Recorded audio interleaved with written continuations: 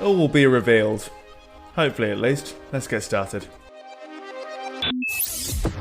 Another race for the world's greatest driver, Juan Manuel Fangio. Former world champion Jim Clark leapt into the lead. That's Clark's Lotus going like a bomb. And James Hunt is the world champion by just one single point.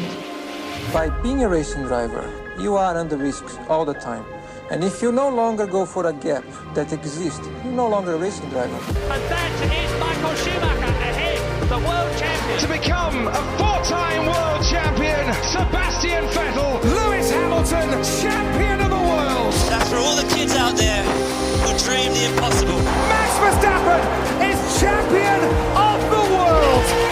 Oh my God! Max Verstappen, you are the world champion! The world champion! Hello and welcome to episode 22 of F1 in Review 2023. I'm Tom Clabon and I'm joined by Angus Gallager and Tristan Fancourt. Today we look forward to the Hungarian Grand Prix and mop up the last bits of the British Grand Prix and the fallout in terms of Formula 1 news as well. And we return to the topic of Daniel Ricciardo, restarting from the top story from last episode, the news that Mr. Ricciardo will partner Yuki Tsunoda in the AlphaTauri car with immediate effects, meaning that the Aussie will essentially be racing in the Hungarian Grand Prix coming up and not Nick de Vries. So Tristan, we got a flavour of your thoughts last week from, me retelling it in the podcast. Anything else to add really in terms of this story and the ramifications of this? Anyone else really nervous about Daniel Ricciardo's first race at Hungary? I'm very nervous. It's kind of weird, isn't it? Looking at the driver who's massively successful in Red Bull, had a little bit of successes in other big teams. Obviously, had a bit of a downward spiral into McLaren, but clearly has a lot of races under his belt, wins as well, and he is good in Hungary. Let's not forget that he has pulled off some incredible moves there. He actually did a double overtake, I think, on like the last lap to win there. So, he has incredible talent, but I'm very nervous. I'm very nervous because the whole spotlight now is on, Daniel Ricciardo and what he can do in a car that's a bit rubbish, isn't it? Let's be fair. And I reckon, as a prediction straight off the bat, I reckon he'll finish in about 15th place, and I'll be cheering him on the whole way. 15th, yeah. Because I think that's about where he can actually get to. And I was in preparation for this because I've been moving house, so my whole world is topsy turvy and full of boxes at the moment. But I did last night. Sat down and started going through all the F1 news because I'd kind of been ignoring it, I'm afraid. And I watched the interview between Daniel Ricciardo and the F1 TV team, which is on YouTube, actually. It's quite an interesting one.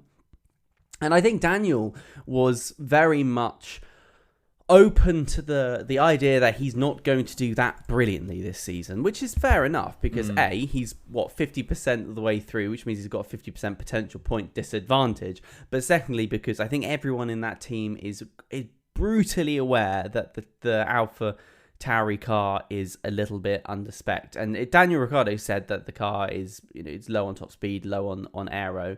And his role there is going to be to develop it, which I think is good for him, actually. It's a good position to be in because I think if he was going back into the races and saying to everyone, yes, I'm going to come out and I'm going to start challenging for 10th place, and I don't even think it can challenge the Williams or Haas. I think it's way behind that. If he's saying, I was going to start challenging, try and get this team up, I think then he'd be kidding himself. But I think in reality, what we're going to be seeing from a Daniel Ricciardo this year is a driver that demonstrates that he can extract everything out of the car, which is not very much. And next year, I think, is the year we will hopefully see a Daniel Ricciardo returning to form, because the car is going to be much closer aligned to the Red Bull.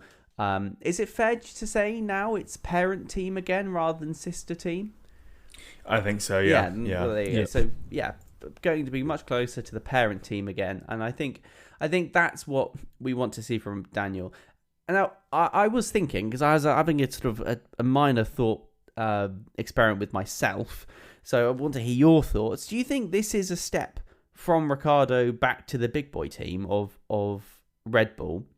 And therefore, is Sergio Perez going to be looking in his rearview mirror for a driver which, let's face it, is very special to Red Bull, and not many other drivers have ever developed such a deep and close relationship to a team that's quite cold and frosty towards its talent? I think in short that yes, that is going to be the aim. Christian Horner has come out today, the day of recording, Tuesday, and said pretty much as much, that Ricciardo's aim is now to rejoin the Red Bull team, and that is I suppose the pot of gold at the end of the rainbow, if you will. But I can't really think of another driver in the history of Formula One who's been able to do what Ricciardo's been able to do, i.e. walk away from a team and say, you're not for me, go to another team, do well, walk away from them, said, sorry, it's not going to work, you're not for me, go to another team, fail spectacularly rather, and then have another chance again to come to the parent team or the sister team or the junior team of one car, and then the other chance potentially to then get up to be with Red Bull again. I can't really think of a driver that's as Teflon as he is in the modern era. Yeah, I like the reference to Christian Horner's comments. The phrase which he used earlier today was, getting back into that Red Bull seat is Ricciardo's golden objective. His golden objective. As in, we're talking 2025, because Horner's working on the presumption that Perez is going to be there next year. You know, he's going to be able to overcome the struggles that he's had this year, and the fact that Horner as well was referencing, saying, quote, some of that has been bad luck, some of that has been a little bit self-inflicted. We're trying to help him get through this period.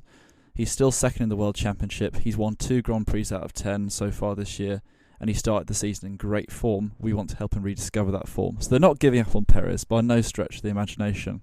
But it's very eye-opening to hear the fact that Ricciardo is being possibly looked at for that 2025 seat. They want him. They must like what they're seeing. He did a tyre test with Pirelli last week on the day that he was announced as Nick De Vries's replacement, and Red Bull clearly liked what they saw. They must have had an idea that they wanted him in that car, but they clearly liked what they saw. And these comments from Horner suggest that they did like what they saw, and that he is still very much in their thoughts. Still don't underestimate the fact that him and Verstappen, very good friends, and clearly they want a lead driver, a world champion who is pacified and who is able to be in the best environment possible. And does bringing Daniel Ricciardo into that environment work? Arguably it does. So don't rule out anything in terms of Ricciardo, in terms of him coming back. In terms of what we can expect, I think, Tristan, you mentioned about their performance in AlphaTauri. They're woeful right now. They are the slowest team in Formula One, arguably. They are not going to be upping sticks and uprooting trees or whatever the phrase is, whatever it is, just because Daniel Ricciardo is now joined. They're still going to be a dead slow car. Ricciardo, it seems, is clearly is willing to take on the challenge of, realistically, his greatest challenge will be, can he get into Q2? And that's sad, but that's a fact of where AlphaTauri are at the moment. So I think we don't necessarily have to expect too much from him just yet, because at the end of the day, he is in a slow car. And if he gets points this season, that's arguably an achievement in a car which has only got points twice so far this season.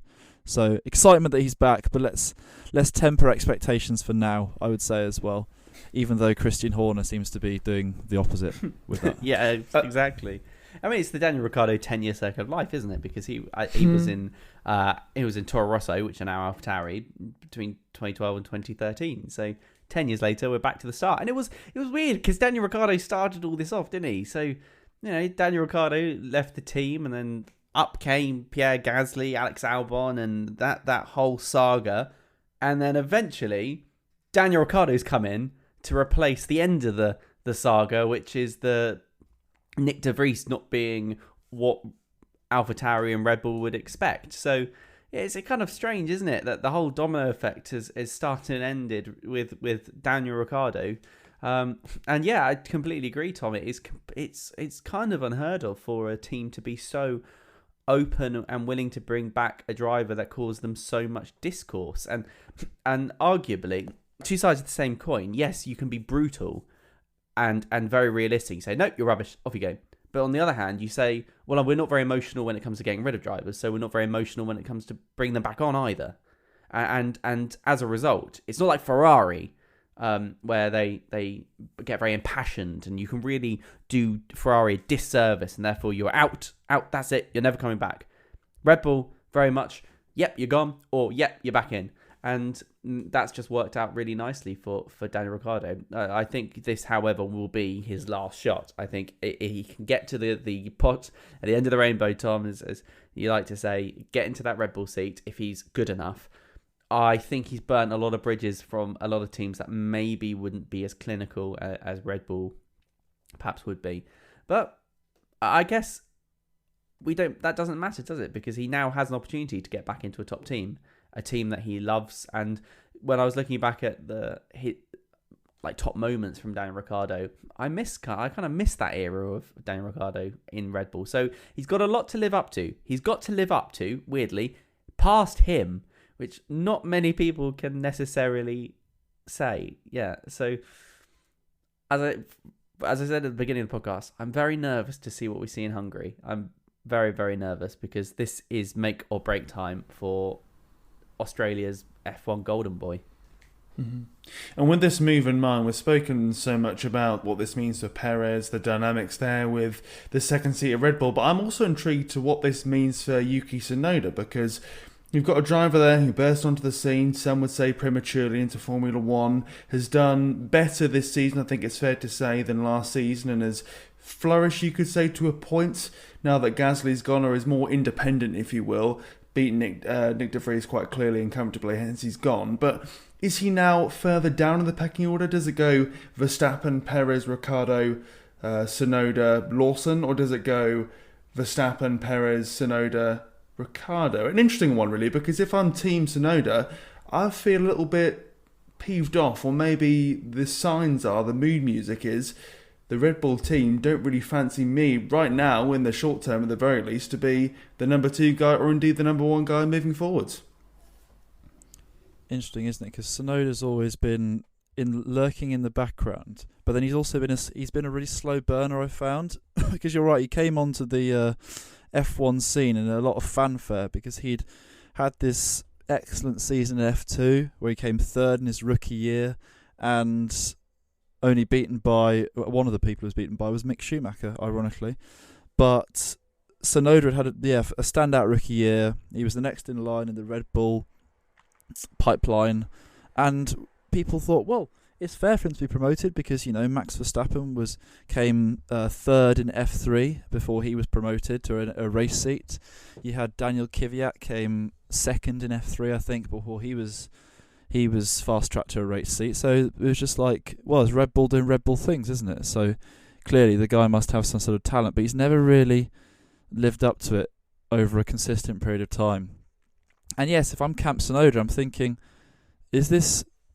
Christian Horner's never said that I'm in a contention for a Red Bull seat. He's never mentioned that. So what have I done wrong? And it comes back to... I feel like we revisit this point a lot over time, but it comes back to the point, I think, of what purpose does the Red Bull Driver Academy solve? Once again, you have Tsunoda, a young driver who's spending 3 years at AlphaTauri. I can't think of anyone who's spent more than 3 years at Toro Rosso at AlphaTauri ever, because you go one of two ways. You either go out the door, and out of F1 more than most cases, or you go up to the senior team. That's just how it works. So it does seem funny, and in a time when we've had rumours this year of AlphaTauri being sold on by Red Bull because, like you say, it's gone from the sister team to kind of being Red Bull's the parent team, and AlphaTauri is the child in this situation. But yeah, it doesn't make sense, that part, because you've also got drivers waiting there. You've got Liam Lawson, who's 20-something. He's doing brilliantly in Super Formula in Japan at the moment. He has race-winning pedigree in Formula 2. And yet you want a 34-year-old Australian he's quite good, admittedly, on his day, but he's been out of the game for a while. He's been off his top form for a long time. So why bring him in as opposed to giving a young rookie a chance? They got nothing to lose. They're last in the constructors. They might as well give a young rookie a chance, see what happens, blood them in whilst the pressure's off. But yeah, if I'm Tsunoda, I'm not best pleased. I'm thinking, where is this going? And also, once Honda's relationship with Red Bull will, I reckon, one day die out again, what purpose does he solve? He's realistically as well there because off the back of a strong rookie season in F2, but also because he's a Japanese driver working for a company which has Japanese engines that supply it. So how long before his race is run as well? It's if I'm him, I'm not best pleased right now. Yeah, I don't know, with Tsunoda, this is very simple, isn't it? Daniel Ricciardo has no choice in this, that he has to prove that he is better than Tsunoda, and Tsunoda has to prove that he's better than Ricciardo. There's going to be one move upwards if for whatever reason a seat in Red Bull gets made suddenly and quite brutally available. And you are right that it's unusual to stay in the lower team for a while. You think he said 3 years? Pierre Gasly was there for a while, and granted he was in both Toro Rosso, and then he was there when it changed to AlphaTauri. But he was in Toro Rosso from 2017, and then through into AlphaTauri until he left at the end of 2022, which is just nuts, right? To be in a lower team, and you know. In that time as well, let's not forget he went up to Red Bull and then straight back down again. So can we say that? I think Pierre Gasly kind of an exception to the rule that you don't stay in the lower teams. But then maybe that was for the best for him, because let's face it, he did wonderful things in the AlphaTauri when they were pretty competitive, right? So it in the end worked out quite well for him. I think he's gonna have to prove he's better than Tsunoda. And maybe this will bring out the best in Tsunoda as well, because you are right, he's a slow burner. And I think we're still waiting to see what the hype was all about with Tsunoda, when he burst into the scene and, you know, big flame and then sort of fizzled out in a cloud of angry swearing. So we'll see, I guess, whether or not Daniel can bring out the best in him. But look, again, this is the Red Bull group. They are brutal when it comes to their drivers. If Tsunoda's not performing as they want him to, he will be gone. And if Daniel is not performing as they want him to, as much as they like him, he will also be gone. So this is going to be an interesting competition, right? Hungary will be a proving ground for them both. Time to see what Tsunoda can do. Time to see what Ricciardo can do. I think this is kind of a win-win for the AlphaTauri team and Red Bull. They're two drivers that they know can be good and supposedly have a lot of talent behind them. Time to see if they can extract the best out of it through healthy competition. Mm-hmm. And it seems that's going to go and give the team, hopefully, if you're an AlphaTauri or indeed Red Bull fan or someone affiliated, a shot in the arm. But if you're someone like Haas, Alfa Romeo, you're seeing AlphaTauri, in my view, mimic them to a point, i.e. experience rules. Experience is the one you want. Get experience in that car and you'll be absolutely fine. I mean, we see, for example, Hülkenberg going back to Haas. We see Bottas, for example, going to Alfa Romeo way back when. Now Daniel Ricciardo doing what Nick de Vries should have done, really moving forwards. If you are Haas, if you're Alfa Romeo, are you concerned by the return of Daniel Ricciardo? Because for me, I'm conflicted. There's the memory of Daniel Ricciardo pre-McLaren of, wow, what a drive. This guy can really pull the best out of any car. He's incredibly daring, particularly at a place like Hungary where there's few opportunities to overtake. But I balance that out with what was essentially a collapse in form at McLaren, really, completely outplayed, outdriven by his teammate, and really one win at Monza papering over some serious fundamental cracks. So it's a good reputational signing, if you will, to use a footballing analogy, but perhaps when you're playing on grass or indeed on tarmac here, not the signing you need or want. But if you're Gunter Steiner and co, what are you thinking? No, I'm not concerned. You know who I'm more concerned by if I'm because I think it'll take him time to get up to speed. That's why I say about temporary expectations, not expecting him to rock up at the Hungary and get 9th place and then woo, Daniel Ricciardo's back. You know who I'm more concerned about if I'm Haas or Alfa Romeo? I'm more concerned by Alex Albon, because he's on a major hot patch right now. He is driving probably the best he's ever driven in his career, dragging absolutely everything out of a Williams car, which is, to be fair, not too shabby compared to what it was at the start of the season, but by no means is that a quick car realistically. And I'm more concerned by that, if I'm honest. The fact that Williams have gone from, after Spain, round 7, they were bottom of the constructors with 1 point, and then 3 races later they're up to 7th and they're level on points with Haas. So if I'm Haas or Alfa Romeo, I'm more concerned by the team from Grove rather than the team from Faenza, because the team from Faenza has a driver who hasn't driven for a little while, so he needs to get up to speed. No, I completely agree with Angus, actually. They have their own worries. I mean, Gunter's so funny because I feel like he's most worried about what Gene Haas is doing rather than what anyone else is doing, because Gene Haas, I think, at any moment is going to just pull the team out of the sport and run away, clutching at the couple of good moments that they've had. And I think at the moment, AlphaTauri is so far behind that it's not part of their game. Haas is mostly worried about people like Williams, as Angus has already said, and that poses the closest risk. In the same way that Mercedes is going to be looking at McLaren's upgrades and thinking, "Cool, blimey, they've managed to double their points in one weekend. Should we maybe be worried?" Everyone's in their own little bubble within the levels. From 1st place to 10th place, and you don't really concern yourself with anyone else. And I think Haas have ridden AlphaTauri off a while back, especially when they came out of the gates behind everyone else, and that's just means that they can focus on what they actually need to do.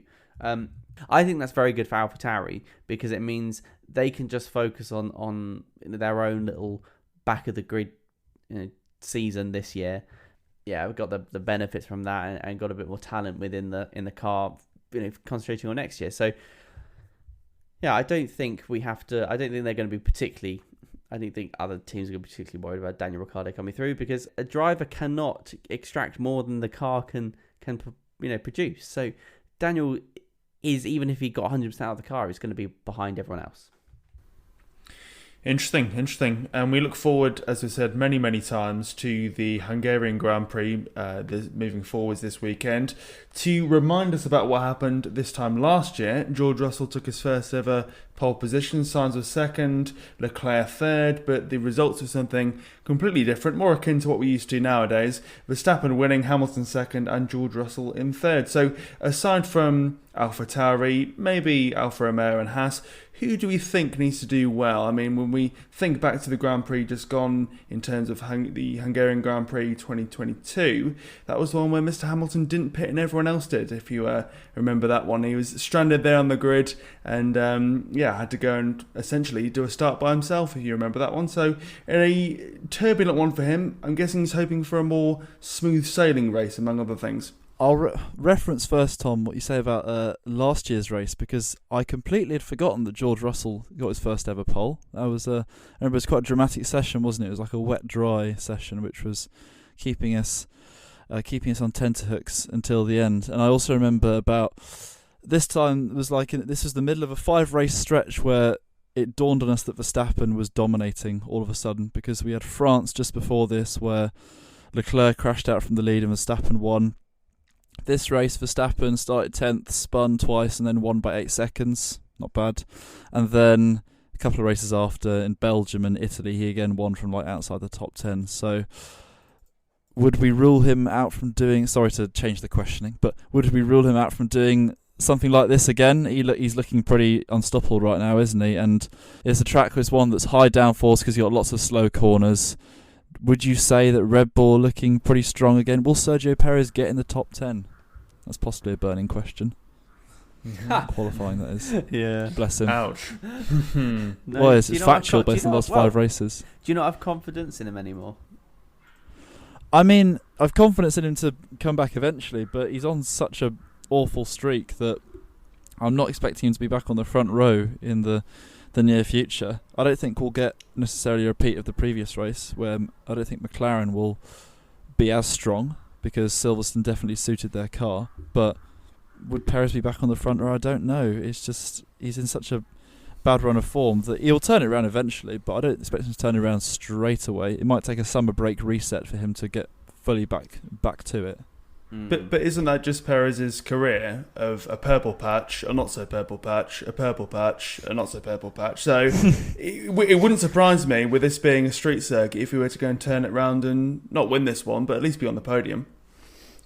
Well, it's interesting you say that, because I would say that he was a very consistent... He's become more patchy since he got to Red Bull, probably. I'd say that beforehand he was a very consistent, under-the-radar driver who always got the most out of the car or out of his tyres. And then being up against Max Verstappen has changed him completely, just like it has to many drivers over the last 8 years. Well, I mean, Perez is been pretty unlucky at Hungary before. I mean, in 2015, in practice one, he had that massive barrel roll crash. I don't know if you remember that. I just remember. I think his suspension went, and then he dug into the grass and he basically flipped upside down. So maybe Hungary's not.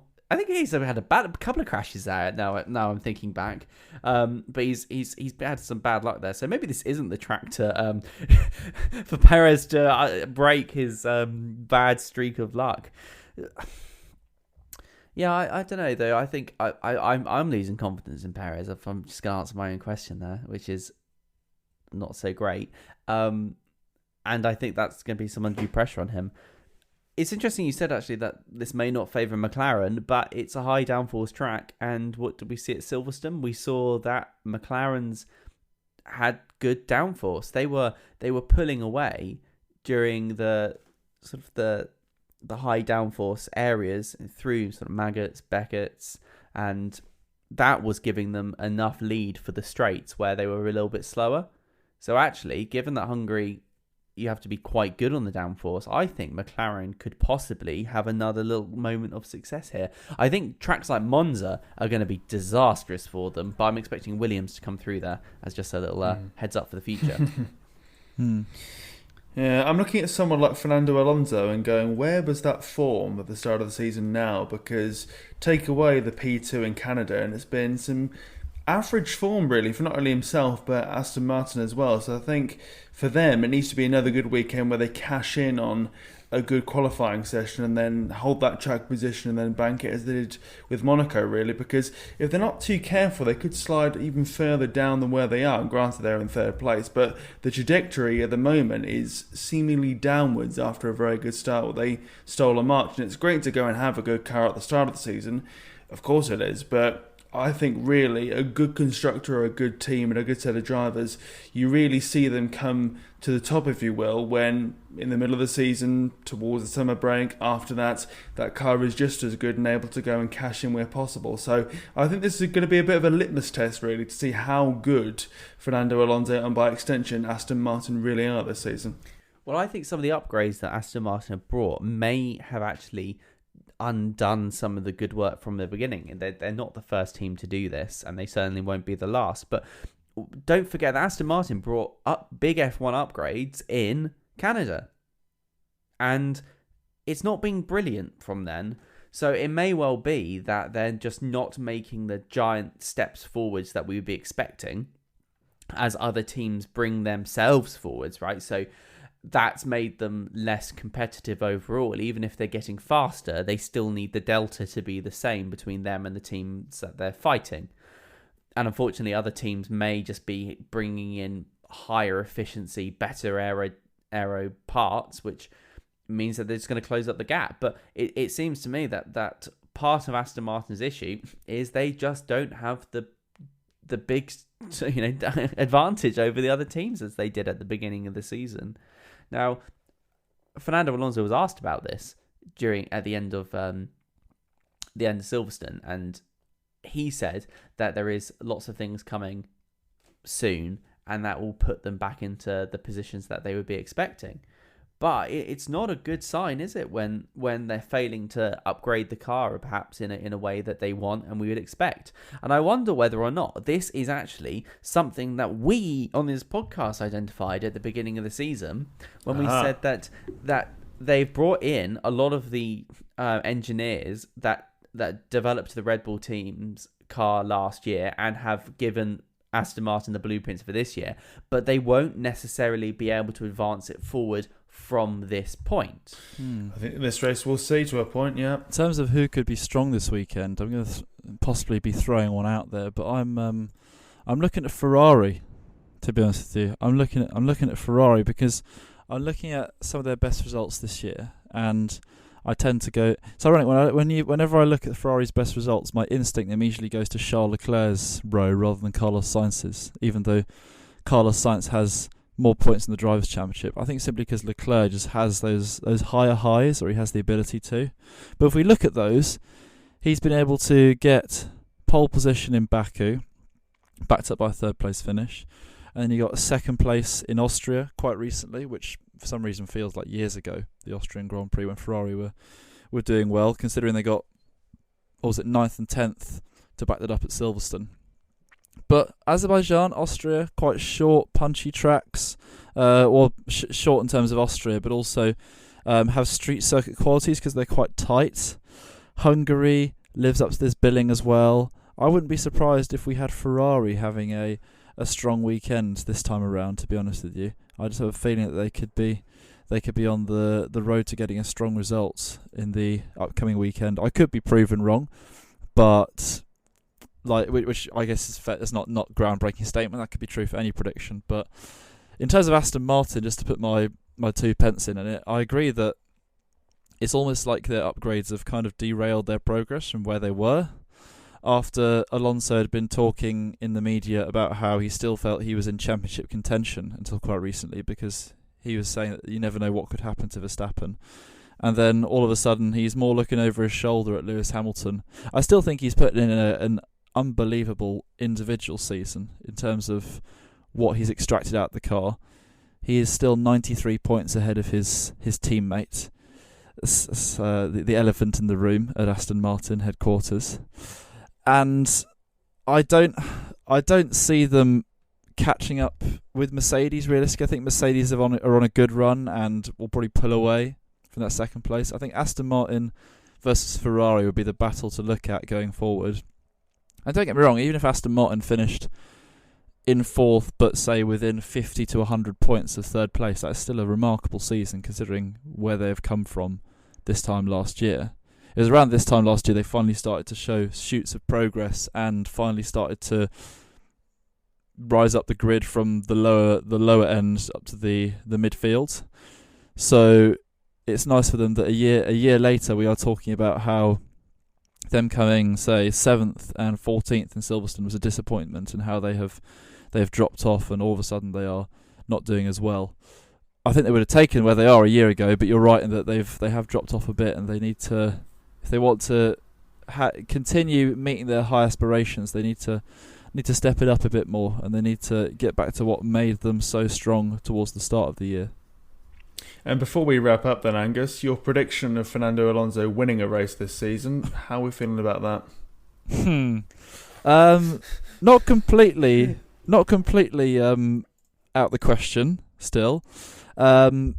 It's there will be a race possibly further down the line where something can happen and Red Bull might have an off day. We are still waiting for Red Bull to not win a race this year, unfortunately, for the spectacle. But there has to be a point at some point where that will happen. And I still back someone like Alonso to be able to swoop in and be the person to take the victory from a Red Bull. I'm looking at, it's a generic thing to do, to look at street tracks, but I'm looking at Singapore, I'm looking at Abu Dhabi, possibly. I'm looking at Las Vegas. Who knows what could happen in Las Vegas? That could be Las Vegas could go either one or two ways. It could be a race where it reaffirms the pecking order, or it could be a race where we get people coming out of nowhere to have a strong result. I'm still pretty safe in that my prediction is definitely more likely to come true than my prediction last year of Alpine getting less than 30 points. So I'm safe to say that'll be true. However, I will, because he wasn't here last week to acknowledge it. But Tristan, we were thinking about this. Were we right in thinking that at the start of the season your bold prediction was that Williams would come 7th? Is that right? Yes, it was. That was my bold prediction. Full faith in the Williams teams there. But then, in fairness to that prediction, I think I've been predicting that Williams would come in 7th for 4 years. Right, so they are currently in 7th, aren't they, with 11 points? Boy. I'm hoping going into the mid-season that's not going to leave me with egg on the face. Yeah, and actually, I was thinking back to Williams' performance so far, and I think we were a little bit harsh on them, weren't we? When they got lifted up, the car got lifted up in Monaco, we all pointed and laughed at the underneath of the floor.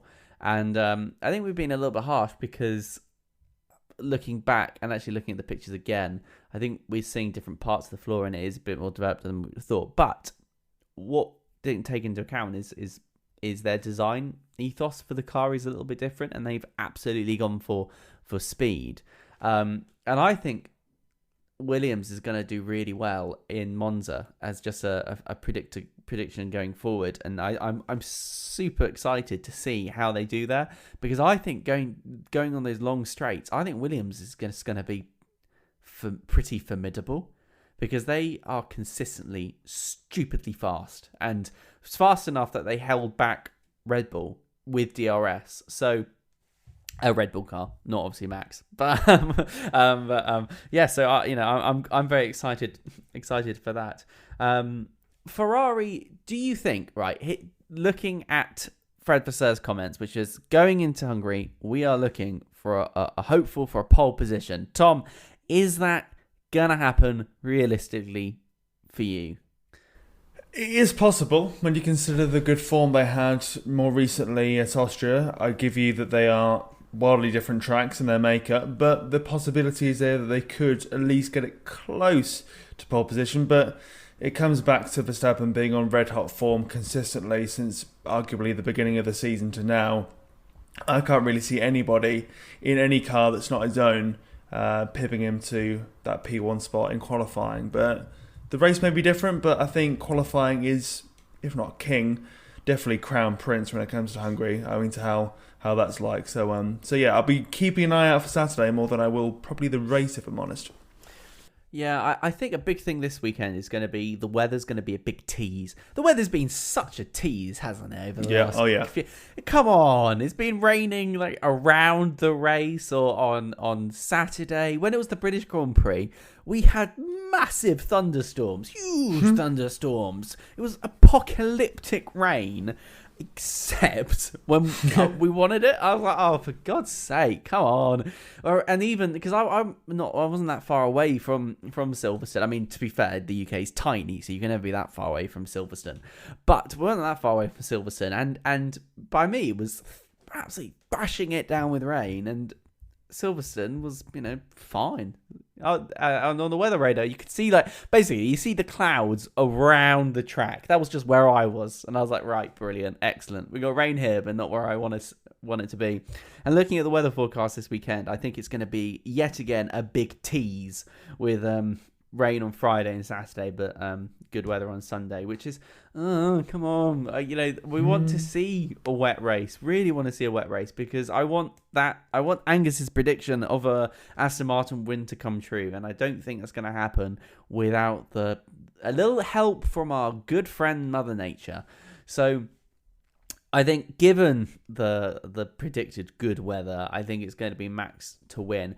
But ignoring that, I think there is going to be a serious battle for second and third place. So if I can add in my little prediction, I'm going to go, because I'm very excited that McLaren's doing well, I'm going to go with Lando Norris doing well in Hungary. I'm going to say two second places in a row for Lando Norris. And I would love Oscar Piastri to finally get on the podium, because I feel like he massively missed out in Silverstone And it wasn't his fault, absolutely, in Silverstone. He just got unlucky because of the timing of the safety car. But I'm hoping, given what we know about the McLarens, they're good on the downforce. I think this is perhaps another track that they could do surprisingly well on. So I'm going to predict here and now that it's going to be Verstappen in P1 and then the two McLarens in second and third. And then who knows after that? Let's say George Russell in fourth with Lewis Hamilton behind him. And on that note, that seems that's all we've got time for in terms of episode 22 of F1 in Review 2023. Thank you very much for listening all the way to the end of this one, be that on your preferred podcast provider or indeed elsewhere. A reminder, as always, you can follow us on Twitter and on TikTok, our handle being F1 in Review. And as we mentioned many times, the Hungarian Grand Prix is coming up this weekend. Qualifying on Saturday, that starts at 3 p.m. if you're watching, listening or indeed observing in the UK, that being British summertime. And then the race on Sunday, once again, if you're in the UK, that is 2 p.m. start for that. And apologies for myself and Angus and indeed all of us. We're not going to be here next week because of holidays and being out of the country, but we will return at some point after that. Let's think 2 weeks after when you're listening to us now, potentially, to go and relive or to go through what happened there at the Hungarian Grand Prix and pick up where we left off in terms of Formula 1 news and everything all above, really. So thank you very much for listening, and we'll see you not next week but the week after.